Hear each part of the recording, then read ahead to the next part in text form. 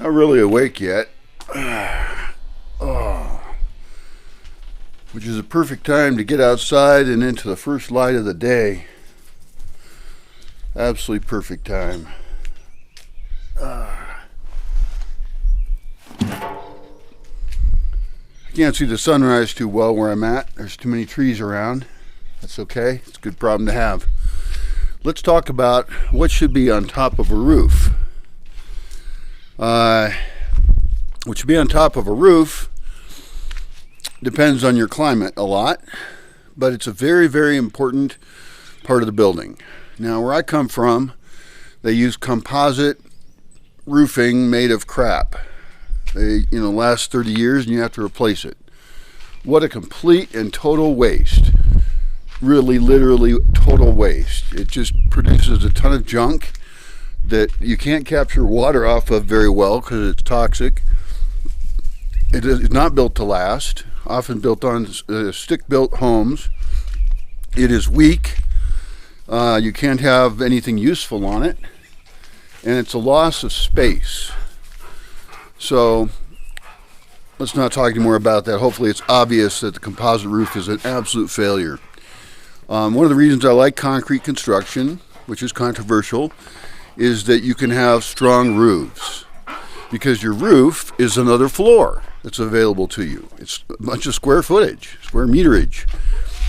And so your roof should be accessible. Now, preferably you have buildings that are connected to each other. So you have roofs that you can go from one roof to another, and the roof is kind of a shared space in many cases. Now, these are not rules that we have to follow in all cases, but I've been in societies where you can use the roof and people are doing laundry up there. Certainly the entire roof should do rain capture. That's extremely important since all of our water is going to come from the rain. And you should be located in a climate where you can do rain capture. And don't talk to me about wells and stuff, because wells go dry. And if you drill wells, you're competing with other people for water resources. And water is such a critical system. The way to have independence and peace in your society is if you're capturing and storing all of the rain off of every roof, enough for your whole society. So there's a calculation for that, where you can calculate per amount of vertical capture area, how much rain you can capture at what time of the year in a given climate. And your rain pattern then will determine how much you need to store. And the big cost of rain storage rain capture is the storage of it. And that storage has to be really good. Now, the thing I'm standing on right here, this entire thing right here, is all a big cistern. It holds about like 90,000 liters or something. And it's made of stone. I paid a lot to have it made, to have the hole dug and then all this rock work built up. And then it failed once and it didn't work for a couple of years, and then we had to go in there and we smoothed it out again with concrete. We laid more concrete on the bottom of it, and then it worked again. And it's still working now, but that was very annoying because it's a massive investment to lose your biggest water storage system. Wow, I should buy some coffee. Oh, this would be a great time to have a cup of coffee, waiting for the sunrise. Anyway, the other thing about the roof is that it's useful for so many other things. I want the roof to be able to handle solar panels. I wanted to have tanks of water up there so I can gravity feed water down into the rest of the building. Preferably that water comes from buildings above it, from water stored above it. If their building is on a slope and you're capturing water at every part of the building, so we're talking about a kind of longer building that's connected, then you're actually using the water that got connected uphill from you, and this is to avoid pumping. So your water is flowing down to the next building. That's an inherently difficult problem because now your water source is actually your neighbor's roof. It might be your neighbor 2 buildings up, and that means you have a shared interest in a common owned thing, the rain, and that means that you care about how someone else cleans their roof. And so really we could sort of consider the roof part of the commons. And so if we had an architectural standard that required really strong roofs that can handle the solar panels, the water tanks, the solar hot water heaters, the evacuated tube solar hot water heaters, that people could actually walk around and use part of it. We're loading a lot of uses onto the roof, and then if we add into it the common ownership of them based on slope, then we're creating a potential conflict. Like suddenly a person doesn't own their own roof because it matters to somebody else what happens with the water collected from that roof. That's going to be drinking water. And so the top of the roof, and it's getting confusing already, because if we have people walking around on it, if it's a space where people can walk around, it's going to be dirty because people's feet. Well, we can control people's feet, sort of. It's really hard to control people. So designing your system to control or trust anyone is already going in the direction of massive failure. So one thing is, on top of the roofs, for now, we have this really wonderful thing called polycarbonate. And it is better than, for example, corrugated translucent fiberglass, because that makes little pieces of glass come out. I've got an entire building over there that's absolutely stupid that I built, and I thought, I want a translucent roof. I'll put this translucent corrugated fiberglass on it, and underneath that, inside the building now, there's little fibers of glass everywhere. I would never sleep in there. I don't even want people to be in there anymore. Ultimately, I have to pull everything out of that building, rip the entire roof off, and replace it with a polycarbonate one. But the problem with polycarbonate is, like, I have polycarbonate skylights on this roof here. I don't know if you can see them, but they're way up there. The thing is, those will last 30 years, and then they start to leak and stuff. Like even the ones I put in like 20 years ago, they're all pockmarked. Radiation hits it. It's like not a good enough material.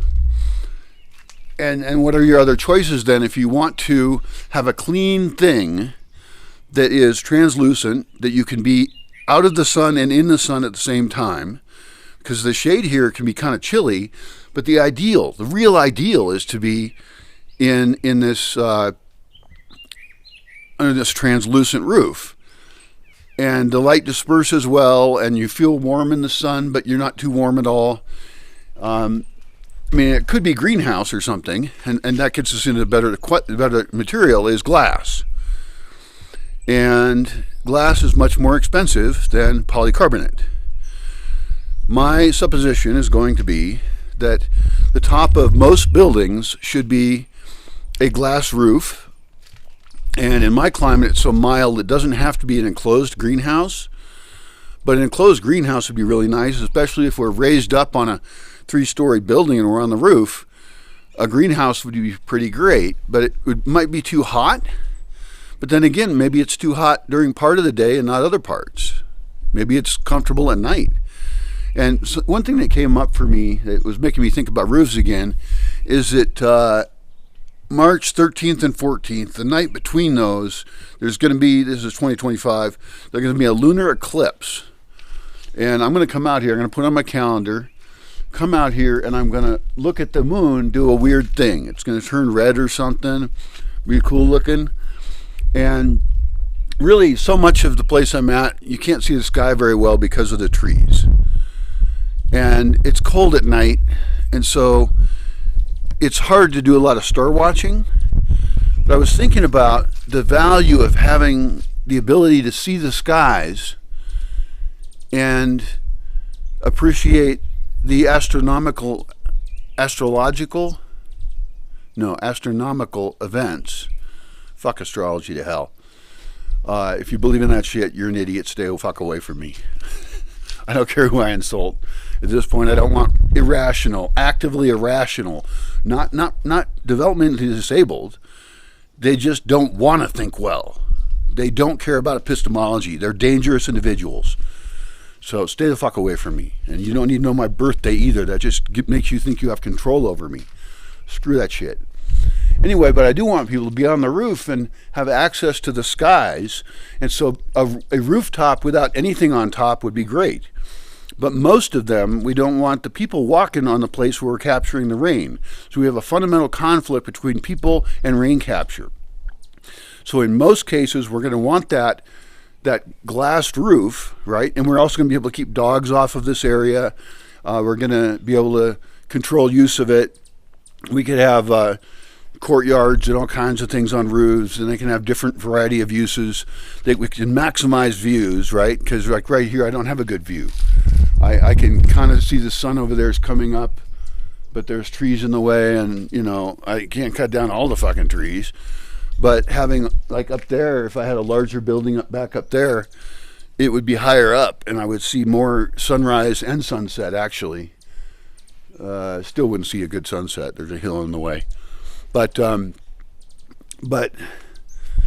so what do we end up with? And then getting to it, if we're building on contour and on slope, this is really confusing. But I've got moderate slope land. It's really good. Wow, that's a massive raven. God damn.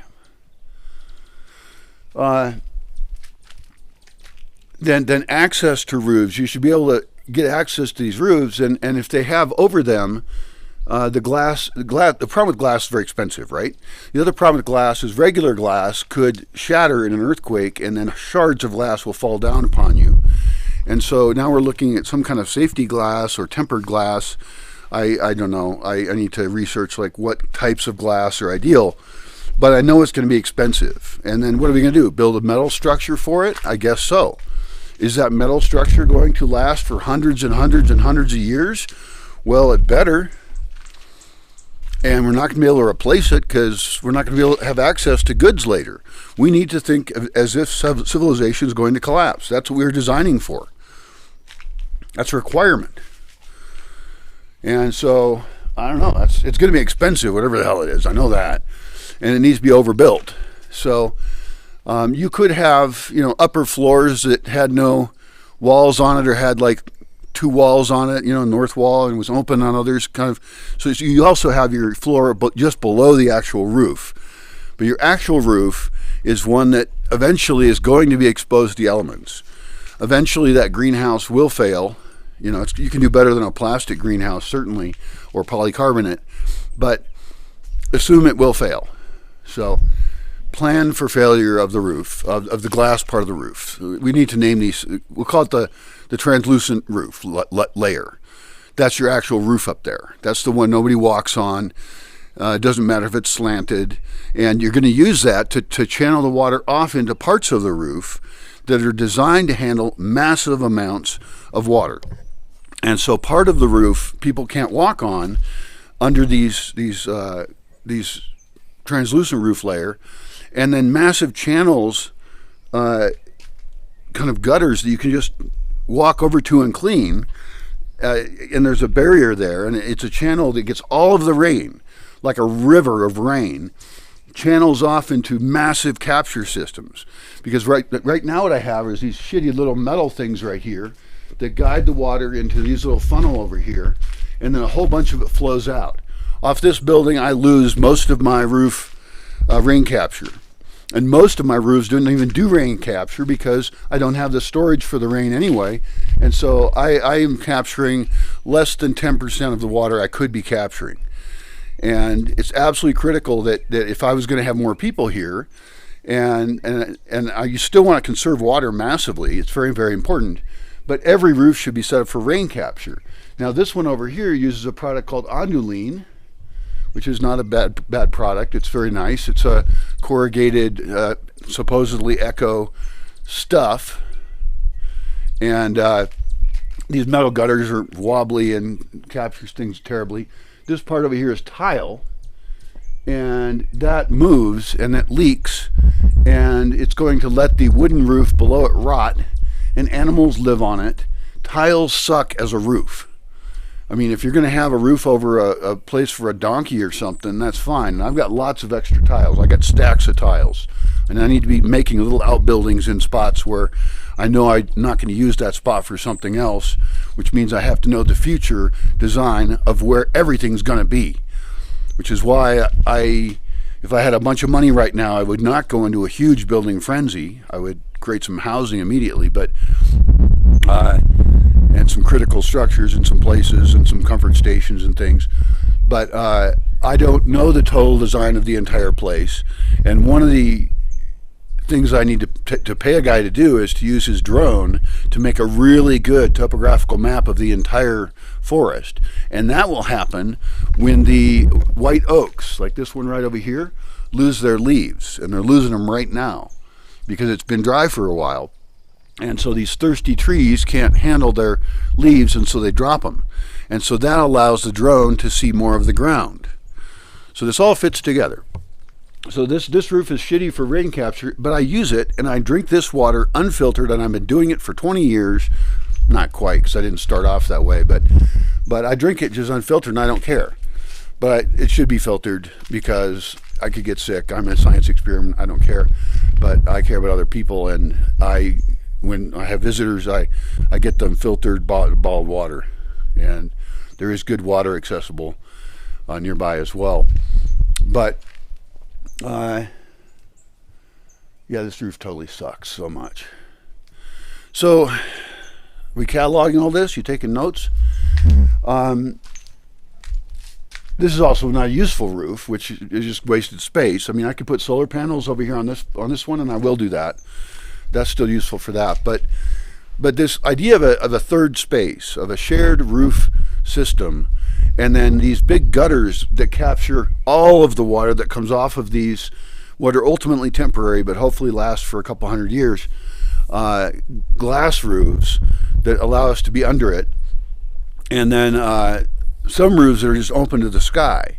And we need those, and that's why this idea of the lunar eclipse came up with me, was I realized I need a space where I can see that. And I can see it right here because, God, that raven is so huge. Like, even from far, far, far, far away, it looks big. This camera's not going to pick it up, but and so you can imagine a roof having barbecues on it. Like I said, laundry. I've seen that.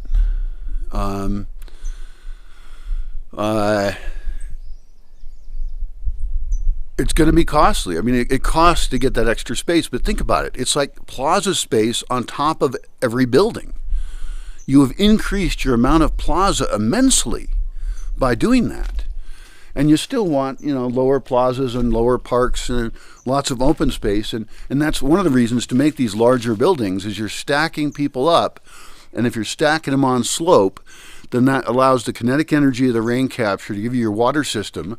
Your waste system can also move waste out through your building, and it can go away out into parks and stuff, because we're going to collect urine separately from poo. Composting toilets are a topic I need to make a whole series of videos on and tell you exactly how to build a composting toilet that's big, that requires no plumbing, that you don't have to do any maintenance at all, zero, and serves you forever.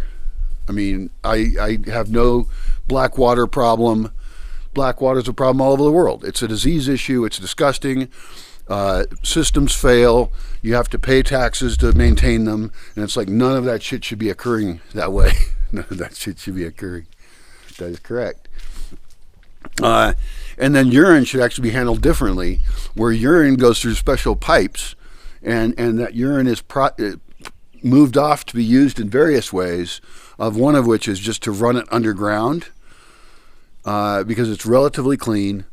And you use it as essentially drip irrigation in gardens. And I've already done that for years, and it works great. And you don't have to be involved with it. Once it's set up, it's set up. And you need to make sure your pipes are such that they don't corrode, because urine is actually kind of corrosive. And they need to be big enough so you can maybe somehow clean them or something. Urine's really not that hard to deal with, but you have to plan ahead for it.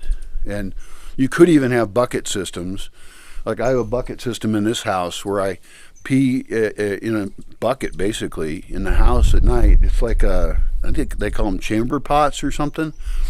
and then I just bring that bucket out and I just dump it into a spot that then ends up smelling bad because I just dump it in the same place.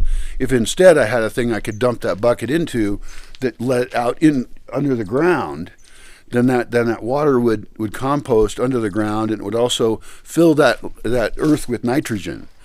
And then there's a whole bunch of other uses of urine, like making gunpowder.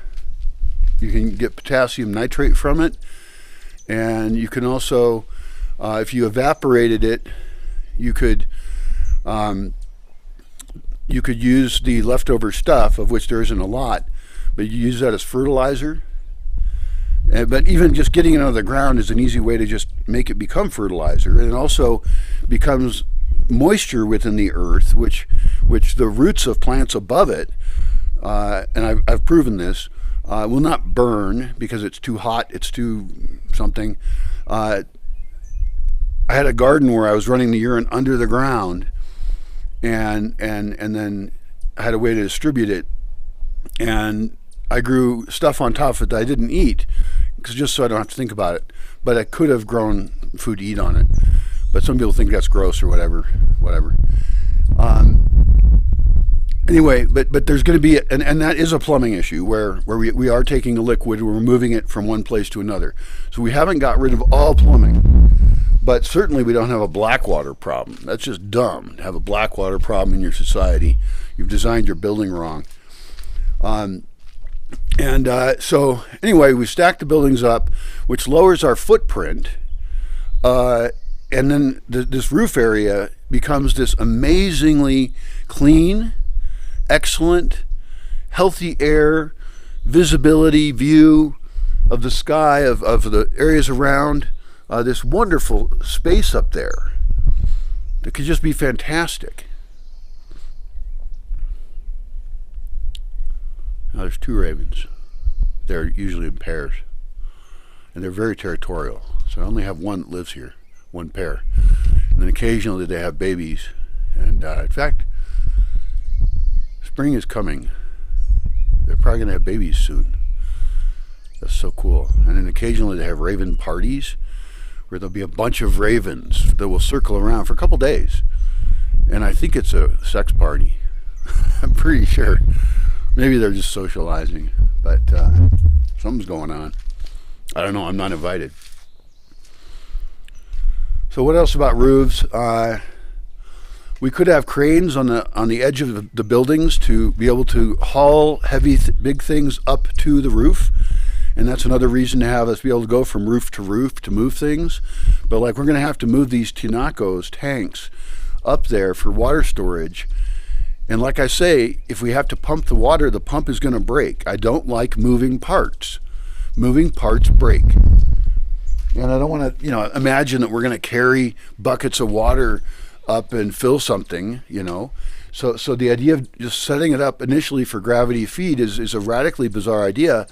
And I think the hardest part of that is the shared ownership part, where we're going to have to realize that part of the commons, and the commons is a difficulty in any community, is common ownership of anything, but that is what matters. That's what matters on the scale of the entire earth, the commons of the oceans, the commons of the air, and that's a fundamental societal problem, because ideally we wouldn't have a commons, because we're going to fight over it, and ideally everything would be kind of a libertarian way of handling it, which I like the answers that libertarians give for that, but I don't totally trust it. So we have some fundamental conflicts that we have to solve somehow, and I do want to go as much in a libertarian type direction as we can, where people own their own resources and they're motivated then to take care of those in a decentralized way that's intelligent and best for all of society. But I have a pretty low level of trust of the individual as well. So I neither trust group control or individual control. and that's because neither is trustworthy. And a lot of people have sided on one side or the other, and they imagine that they have to be on one side or the other and that they have to disagree with the other side. And it's like, let's get more nuanced on it, and let's figure out on a very particular case-by-case basis what the benefits and difficulties are of having anything be the commons or not. But there's a huge benefit for the rain capture example. That's probably one of the better examples where we have to get our communal shit together. In this case, not shit. In this case, nice, clean, beautiful water from the sky, which some people then bring up chemtrails, and it's like, well, that shit's going to go everywhere if they do exist anyway. And I also think you might be a person who believes in shit that might not be true. But I don't have planes here anyway. It's very rare to see a plane.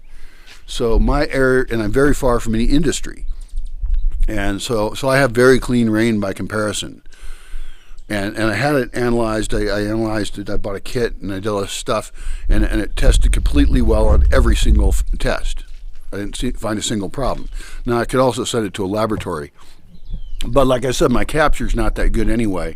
I'm very critical of my whole rain capture system, but that's why I'm imagining a complete design of buildings that are totally different and use roofs in a different way and capture water a different way, and we may still filter that. It's entirely possible that we should focus on that. It's totally doable. First of all, the water starts out pretty damn clean because you have a clean capture. That's the most important part. And then you can wonder if there's somehow, forever chemicals in it or anything weird or just anything weird in your rain.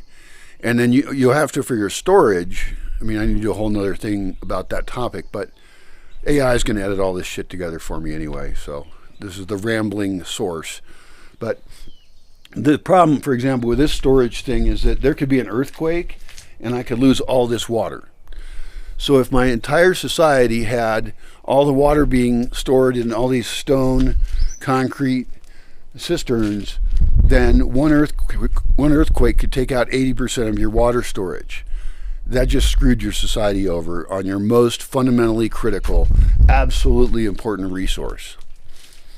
And so I do like the idea of these larger, some kind of plasticky, huge things. I have one. Might as well walk up there and look at it if we're going to be walking around talking about shit. It gets chilly in the morning anyway, so going for a morning walk is probably better than just standing in one spot.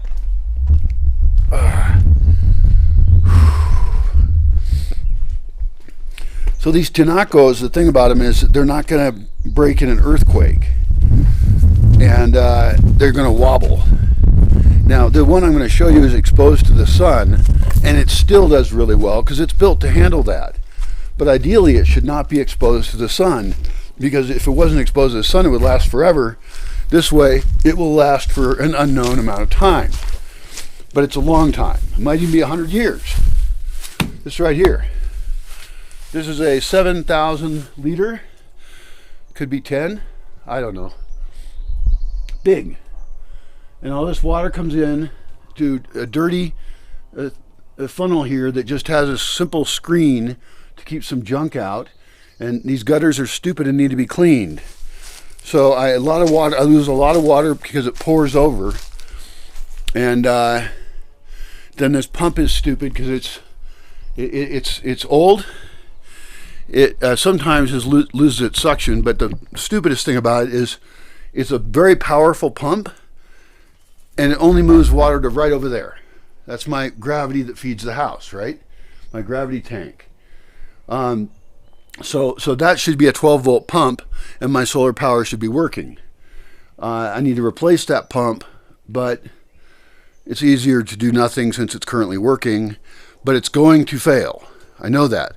That pump down there, that one failed. And that was one I could run on less power. And that one was used for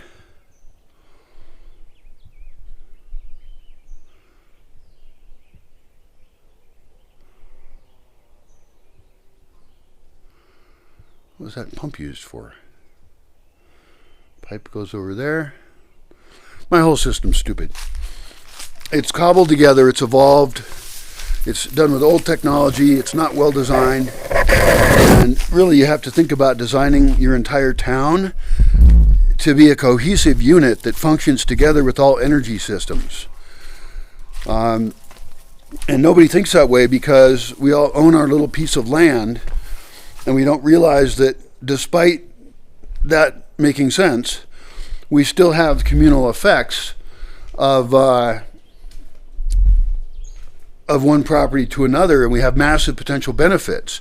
For example, these buildings I'm talking about would have portals that go that connect the buildings, so you can walk around each building, and you have outside porch space. It's so nice to live outside.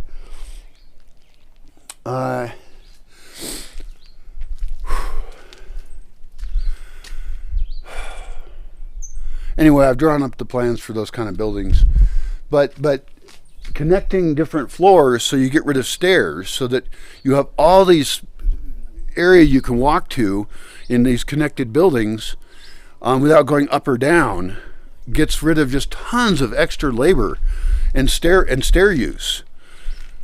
It makes total sense, and different floors have different uses. Some, like your first floor, ground floor, you have multiple ground floors, since off the side of the building you have access to the building, since it's built into the slope and then on contour. And so anyway, it's too complex. I really should have a relaxing morning, but I wake up and my mind is full of shit, and so I gotta get it out somehow. And I have some of this stuff written up, and I have spots picked out to make very large buildings, like 4-story buildings that are all connected together, that could house actually a lot of people. And they would be sound insulated, since sound is the biggest problem in a city space. And so the biggest way to solve that is a culture of making less noise by having not noisy vehicles, not barking dogs, not having people playing music openly. That should just be like, you just never play amplified music. And that's actually a rule here, because the audio channel is the commons. It's one of the most important commons we have. And even inside the building, you have really good sound insulation between areas. Straw bale, for example, would work, but there's other options for sound insulation that would use less square meterage, less footprint, because straw bale is very thick. And so you have the benefits of city living without as many of the downsides, and then you're surrounded by a massive, massive park, a massive food forest, massive wildlife preserve. And so you get all the benefits of the city and all the benefits of the forest, and that's the correct way to design buildings. A few random thoughts there for you. Sorry to connect them in a rambling way. But ultimately, this all has to be written up, and I need to work with architects. I do have space in the system for and opportunities for architects, perhaps people who want to get their architecture degree and are really bright and can take all of the ideas I have architecturally, start drawing up buildings in CAD, and in particular I have spots picked out where I want buildings, and then design buildings for that spot. And some of them are pretty standard spots that are relatively flat, and we want a subterranean floor or two, and then since we're building in a slope, part of a floor will be subterranean, part of it won't be, and part of it is exposed to the sun and has a greenhouse. And so each floor is working together with the other floors. We're having heat brought into lower parts of the building. Building should always be a really comfortable temperature with the use of no combustible fuels. That includes wood, ideally.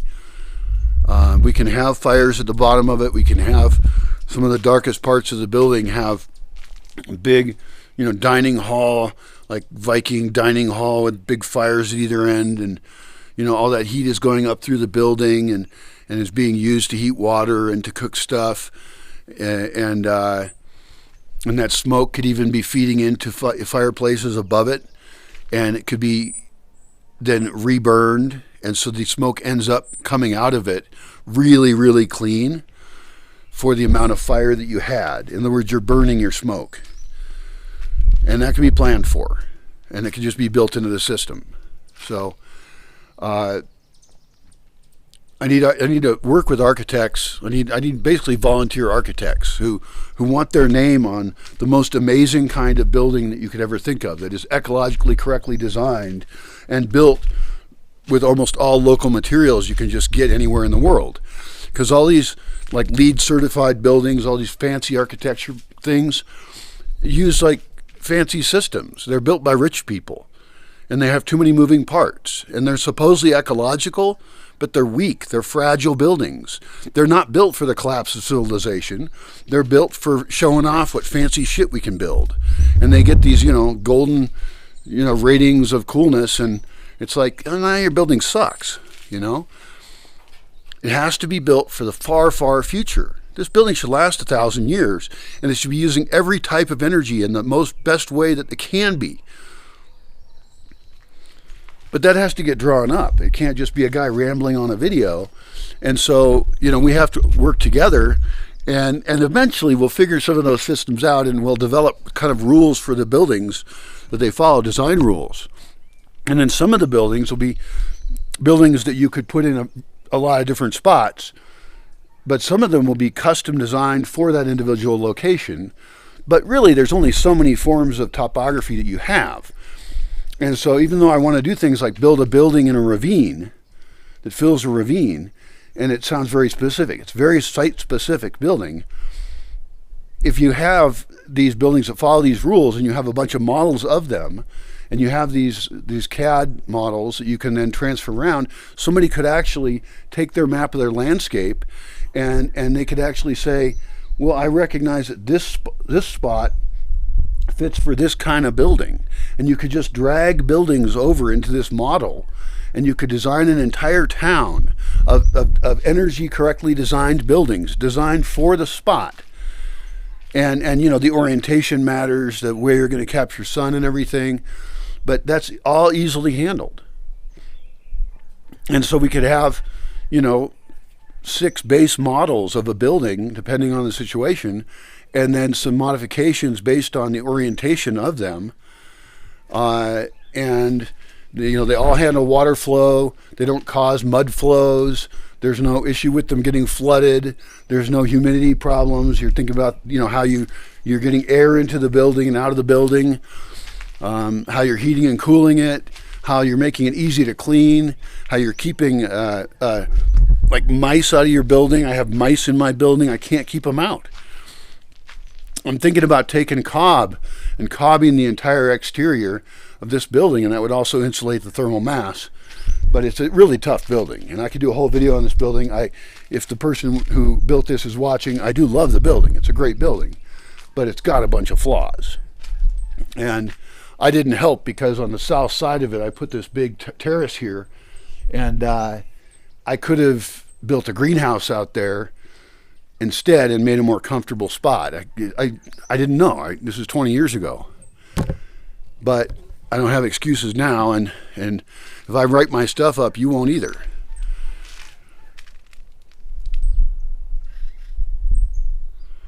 I got a lot of space, and I got space. I can build a whole town here.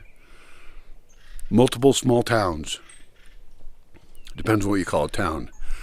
But I've got like probably 15 spots picked out for buildings, larger building things, and then some spots will have smaller buildings. But it really makes a lot of sense to densify your buildings. Otherwise, we just get sprawl. And we have to keep ourselves from trampling the earth down. We want as much of it to be living earth as possible, to be soft dirt that is filled with mushrooms and worms and has plants on it. And some can be actively gardened, some of this can be wild forest. But we have to densify ourselves and then carefully consider our use of all the rest of that land, to not just concrete it all over and destroy it, which is what we do, generally speaking. We just destroy everything. And the entire goal here is to have people living in a forest and enhancing it. Our net impact on the forest should be massively positive. This should support huge amounts of microclimates and biodiversity, and just be absolutely filled with life. And then our buildings have to be set up so that we keep that life out of our buildings. Because I have wildlife in a bunch of buildings, and I have buildings that no one's living in, and so woodpeckers peck through the walls, and It's a nightmare. Yeah, my buildings suck. Even the ones I built, they suck. And so we have to jump ahead, and I need help to do that. I have to have help. If you want your name, if you're an aspiring architect, and you want your name to be on the design of a bunch of buildings that are going to have a cool name, right? Some kind of cool name. I have some ideas, but I don't feel like saying them on video. Then you could work with me, and we would both get credit on making real buildings that work great. I mean, you have something like the Venus Project, where this guy just draws up fanciful buildings and makes up the idea, resource-based economy. What the fuck does that mean? I've never found a good definition for that. It's just, and people love it, but it's so not real. And they have these massive buildings that are not designed for correct energy use. They're not even designed at all. They're just pretty pictures, And so there's no architectural drawings of those buildings. It's just kind of solar punk fantasy bullshit. I like a lot of solar punk fantasy bullshit, but we have to do the engineering. We have to make those buildings be real. We have to share the designs, make them open source, so that we can spread these buildings all around the world and actually build communities that are very resilient, that are energy efficient, that are comfortable, that are healthy, easy to use, that fit in with the social structures that we would like to have and that are realistic, that people have. And we could just make amazing, amazing places to live. It's going to require thinking at so many levels. But if you're an architect, or you know of an architect who wants to do that, then I've got a space for you. We can figure out a way to fund you. More importantly, you'd be working on the greatest project that really can be done. I mean, that is the ultimate golden opportunity that we must take advantage of if we're going to create a future at all for ourselves, if we're going to live. Because the shit we build now is crap. There's varying levels of crap. But where I come from, it's all crap. And where I live now, it's got some benefits. But nobody's designing at this scale that I can think of. And then you've got projects like the Line, which I need to look at the actual architecture of that. But even where it's at is in a silly spot. So whatever. It's not even worth talking about the Line. That's in Saudi Arabia. Cool idea. I'd love to evaluate it better, because I can learn from evaluating something, whether I'm initially critical of it or not. They undoubtedly have a lot of thought behind it. They certainly are well funded, but that thing is going to be ruins in the future, unless the climate changes and they can change the land around it and make it be better. But like, this land is already nice. The sun is coming up pretty heavy here. We can move to a place that's already nice and then not destroy it. Because the first thing we do as humans is we destroy anything that we're near. It's a really terrible thing, but that's how we are, and we got to stop being that way. And we do that with better design, and I have the laboratory here to actually build that stuff. So we have to design it really well first, because I want to start building now, and I'm going to start building now. Like, I'm going to start a building program, and we're going to start building buildings. But every one of those buildings then limits the options for the future, because I've decided to use a piece of land in a certain way, and I don't have the financing to build these bigger buildings, nor do I have the knowledge, and they're not designed yet. So I have to very carefully pick where I need buildings to be for very specific uses. For example, getting a building by each gate. There's 2 gates. And then one at a different space. I don't know what the order of which buildings to build first are, but I know that those decisions are extremely important to not fuck up on. So, and really think for the future. So we'll see. Goodbye.